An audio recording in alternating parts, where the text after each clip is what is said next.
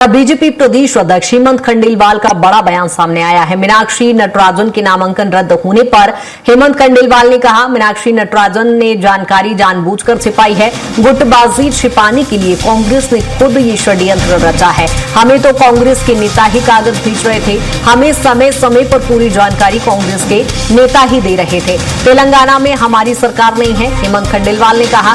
फिर भी हमारे पास तथ्य कैसे आए और ये कांग्रेस को सोचना चाहिए। जहां आत्म मंथन की सलाह भी यहां पर हेमंत खंडेलवाल देते नजर आए हैं। क्या कुछ कह रहे हैं वो भी आप सुनिए।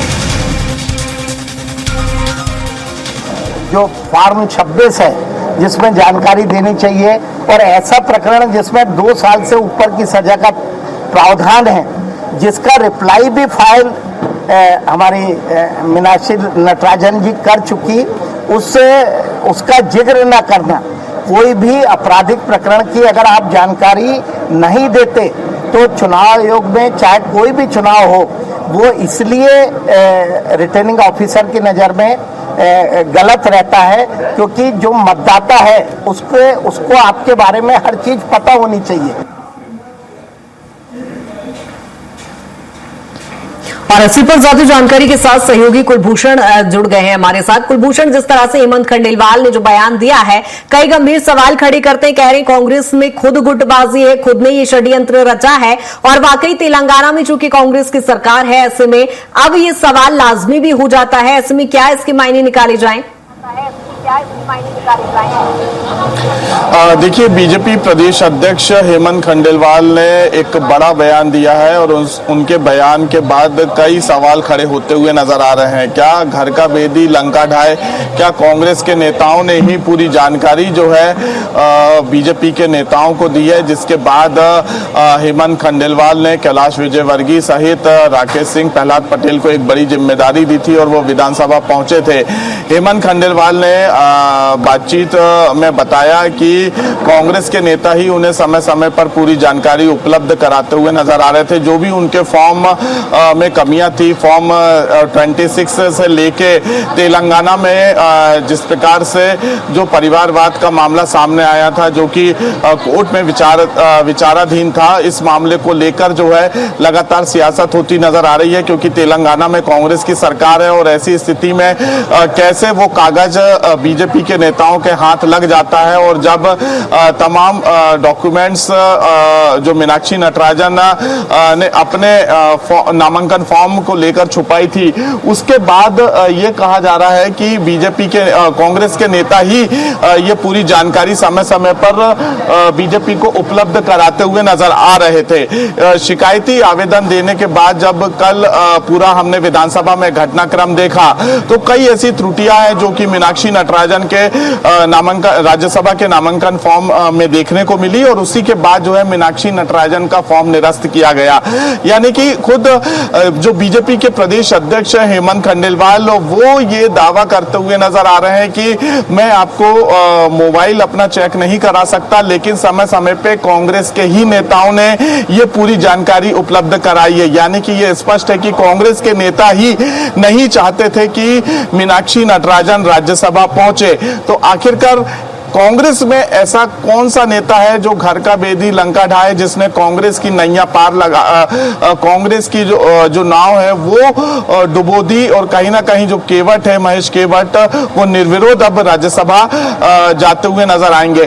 तो यहाँ पर अब कांग्रेस को विचार के साथ साथ मंथन करने की जरूरत है, लेकिन इसके साथ ही कई बड़े आरोप जो है कांग्रेस लगाती हुई नजर आ रही है। और ऐसी स्थिति में अब देखने वाली बात होगी कि कांग्रेस का अगला कदम क्या होगा, क्योंकि कांग्रेस हाईकोर्ट जाने की बात कह रही है, लेकिन फिलहाल जो फॉर्म में त्रुटियां पाई गई है उसकी पूरी जानकारी कांग्रेस के नेताओं ने ही बीजेपी के नेताओं को दी थी, जिसके बाद मीनाक्षी नटराजन का नामांकन फॉर्म निरस्त कर दिया गया।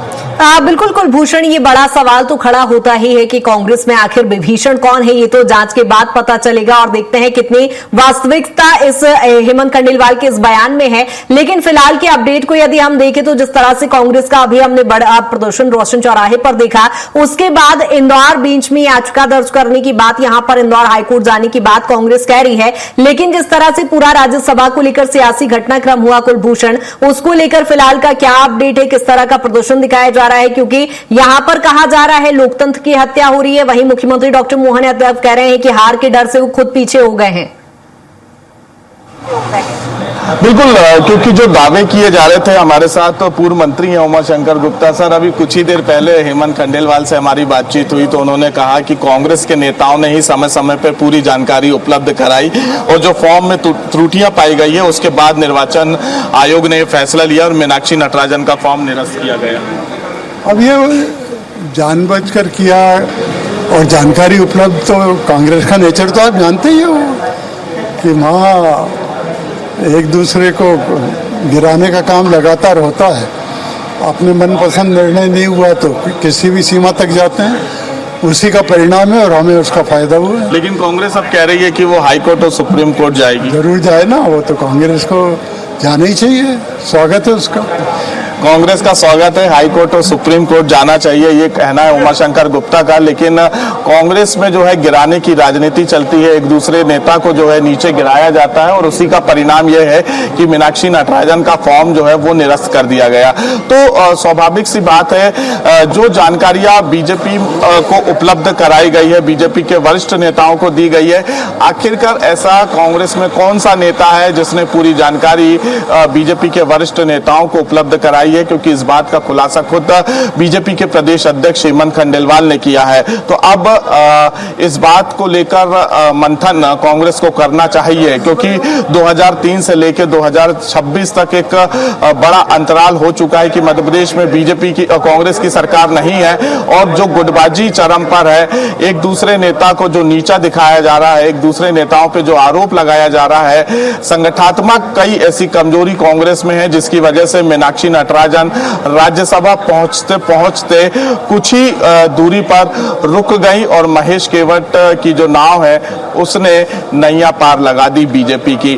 तो साफ तौर पे अब देखने वाली बात होगी कि इस पूरे घटनाक्रम के बाद राहुल गांधी क्या एक्शन मध्य प्रदेश के कांग्रेस नेताओं के खिलाफ लेते हुए नजर आएंगे।